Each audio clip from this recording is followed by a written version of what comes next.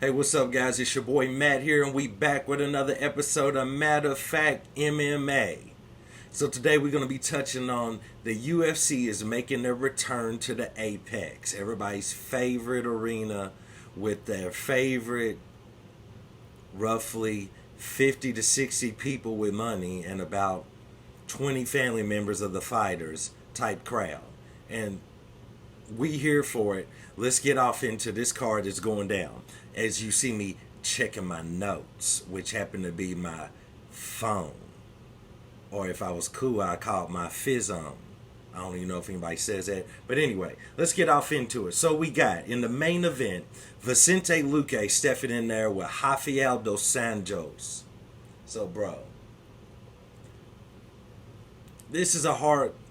Look, this is not really hard to call, but it could be. It's a tricky fight. It could be. I wouldn't classify it as trickery, but it could be a little tricky. Here's what I'm saying. So in the main event, you got Rafael dos Anjos stepping in there. It's at 170 pounds against Vicente Luque. Personally, I feel like everything that I've seen over the last few years from Rafael, he should go in there and do work against Vicente Luque. He should get him out of there straight up.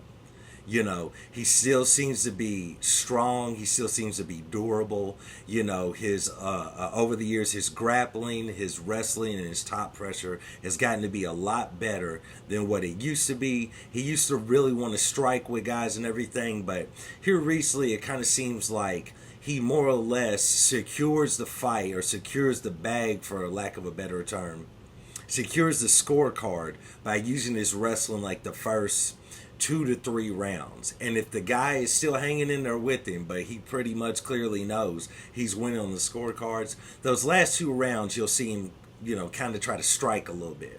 So that's how I foresee this fight going. The only difference is with Vicente Luque, he recently, he took a year off because, they found some sort of a hemorrhage on his brain. Luckily, thank God he's all right as far as that goes. He takes a full year off to recover, get himself together. And so, I will say his last 2 fights, I didn't feel like he looked nowhere near the Luque that we were used to seeing. He didn't look as sharp. His striking didn't look to be as crisp. He seemed like he was, he was running out of energy fairly quickly after the first or second round. So it kind of seemed like to me that he was kind of on his way out the door. Now, and maybe his chin was also becoming suspect. So now, it's kind of hard to say. I don't really know where he's going to fall now. We haven't seen him in a year. If he's still having any of the issues I just named off, Rafael dos Anjos is going to go in there and get him out of there. And if I don't see it being a violent stoppage. Probably more to ground strikes or ground and pound after Luque not being able to get out of a lot of the transitions or reversals or anything on the ground. I see a TKO finish, for Dos Anjos. So we'll see how that goes, but that's what I see. Co-main event, at least as it stands right now, because these cards be changing. Cub Swanson stepping in there with Mean Hakeem Dawodu. Bro, man, I was a Cub Swanson fan back in the day, but bro, they're mean for putting him in there with Mean Hakeem. Like, bro, like, what y'all doing? Now I will say that Dawodu hasn't. There was a time where he was looking like he was going to be the next big thing in the division, and then he ran up against a few people that seemed like to me were able to figure out his striking and kind of keep him at range, because he doesn't necessarily have the longest reach or, longest arm, so to speak. So I feel like they were kind of able to keep him back at range, kind of pick him off, kind of do work. And then if they had good wrestling, they were able to get him down to the ground and keep him down. So with that being said, I still got to go with him over Cub Swanson.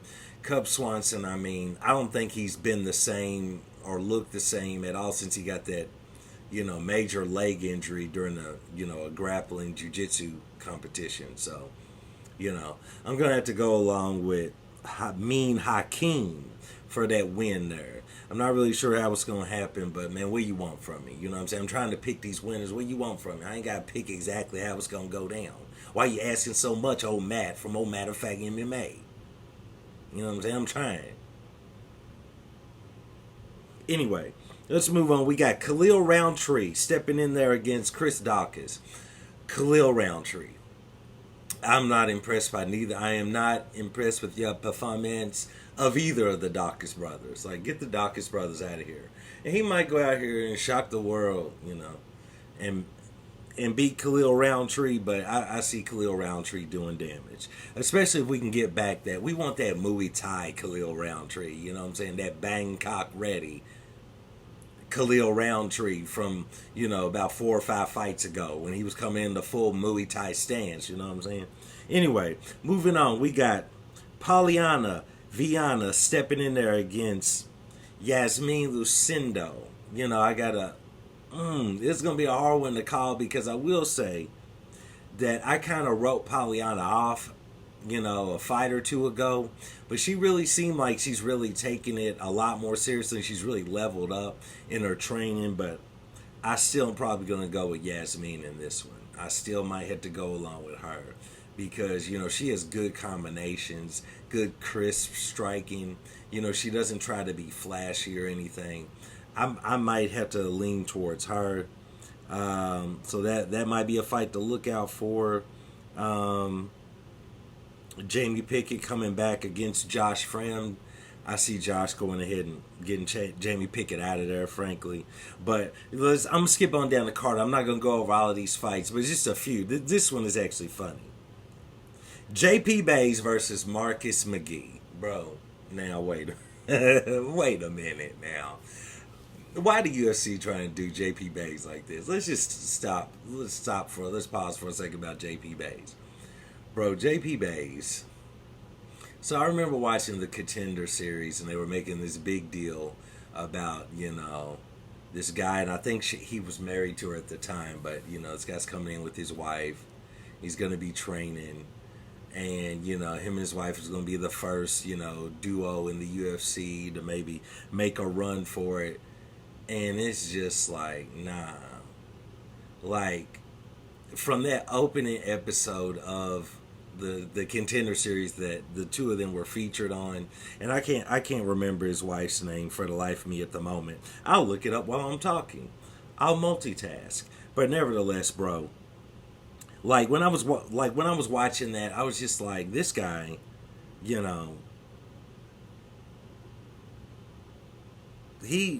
Cheyenne Velismus, that's her name.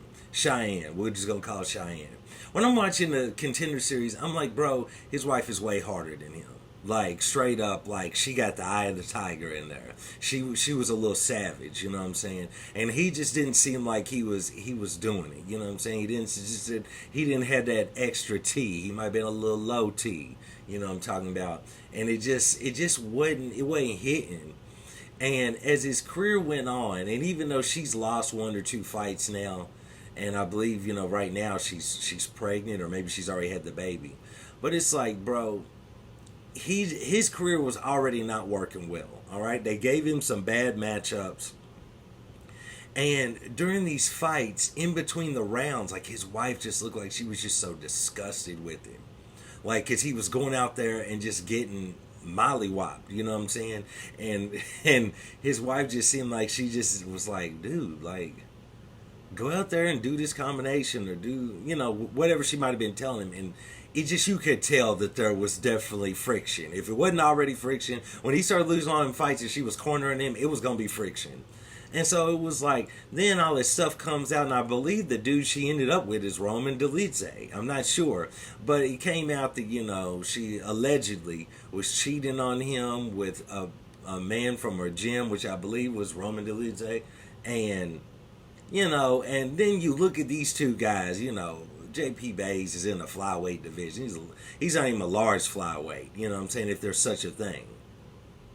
But, I mean, this is Roman Dolidze. I mean, this guy, this guy's a tank, you know what I'm saying?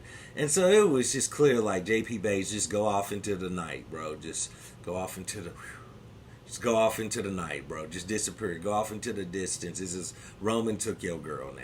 All right, Roman Dolidze got your girl. That's what it is. Just get a divorce, go about your business.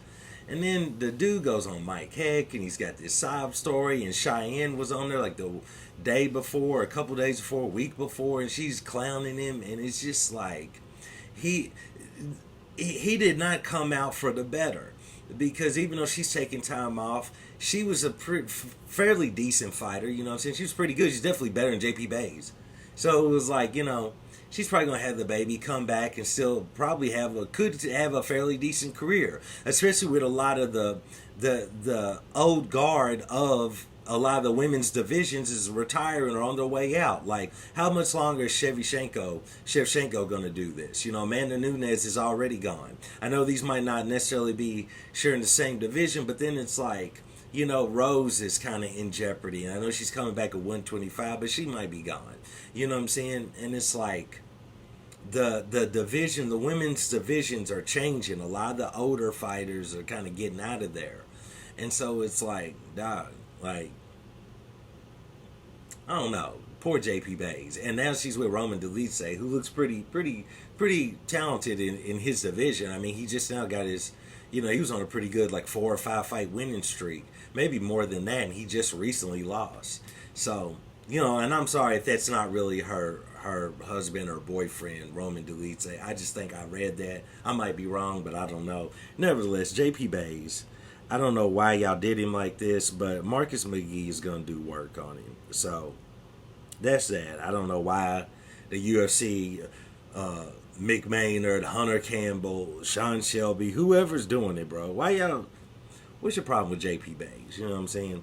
Nevertheless, JP Bays, Marcus McGee's going to do harmful things to him. Outside of that, ain't a whole lot else going on, to be quite honest with you. Terrence McKinney coming back pretty quickly as well. He got choked out in his last fight, so, that's that. But, man, Terrence McKinney has had a fall, hadn't he? Like, man, he was really looking like he was going to be a top prospect. And then his chin just flew out the window. Like, where'd the man's chin go? Can somebody get a net and net it? Can you get a rope, lasso his chin and bring it back? Because his chin left him.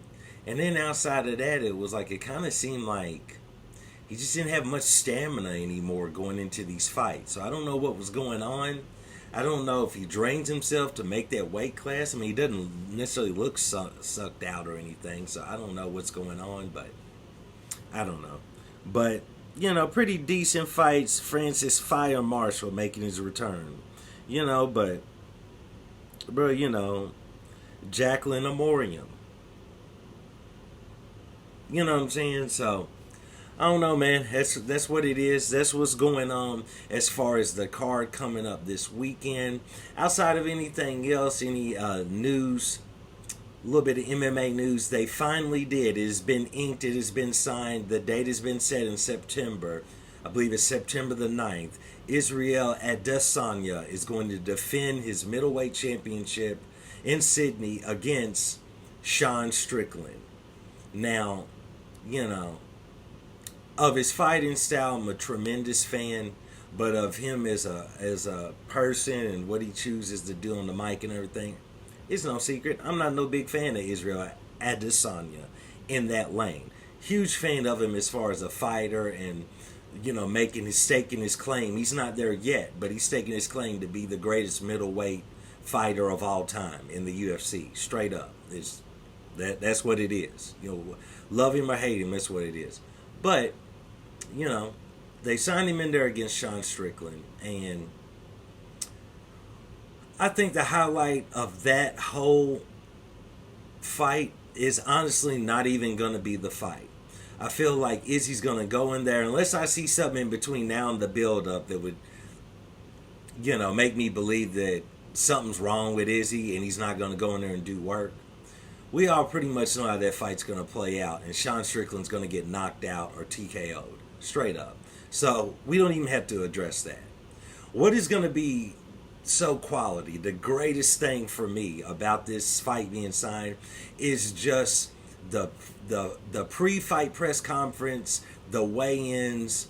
Anytime they talk to Sean Strickland the entire fight week, You know, if they decide to film a behind the scenes showing them training, like one of the countdowns, bro, the embeddeds, all of these things are gonna be, that's gonna be top tier Sean Strickland. It's gonna be good stuff, you know what I'm saying?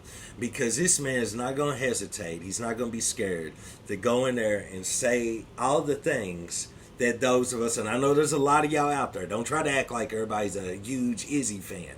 We're separating the fighting from the man. Fighter probably is gonna go down as a middleweight GOAT, possibly, more than likely. As a straight up individual, from what we see, I know he could be a total different person with his family and behind closed doors. I respect that. You know, he might not want to show the real him, but what he does show to the world, this guy, bro, come on, man. And Sean Strickland's going to get out there and he's going to say everything that when you're sitting there alone, because I know y'all don't want to admit it on the internet that you dislike Izzy, but when you're sitting there and you're watching it alone, you know, daggone well, when you hear the man say certain things, you're like, that's a cringe. Ooh. You know that's what's happening. And Sean Strickland's gonna go in there and bring up all the topics and say everything that he's supposed to say. Because I'm not even sure the UFC could even put a gag order on that man. Like, I'm not even sure they done. You know, I don't even see, bro. If they put duct tape on the man's mouth, he's gonna figure out a way to wiggle out of that and say what he needs to say. And once it's fight week, they're not gonna roll the dice or gamble on losing the main event fight because Sean Strickland said something crazy. The UFC is gonna let the man say whatever he wants and whatever he needs to say against Izzy. Because as much as they've struggled to get a main event for Sydney, they will not let that fight go. So they gonna let him say and do whatever he wants. And I'm all for it. I'm not a Sean Strickland fan at all. But anybody just gonna go in there and confront Adesanya and tell him exactly what the rest of us is thinking, I'm all for it. That's the end of the tweet. That's the newest little bit of news at the moment. I'm gonna, you know, I'll be right back with y'all with another video tomorrow. We'll see what else we got going on. Plus, you know what I'm saying, I might have another one of my incoherent talks, incoherent rant videos coming out again very, very soon. If you missed the first one about MMA media and my guy, hi, come on, I don't understand what everyone's saying about Sean Strickland. I mean, he's clearly racist. I don't understand how people don't get this. Bro, go back and check out my incoherent talk about MMA media. It's gold. Nevertheless, I appreciate you guys for joining me for another episode of Matter of Fact MMA. And I'll check you next time. Peace.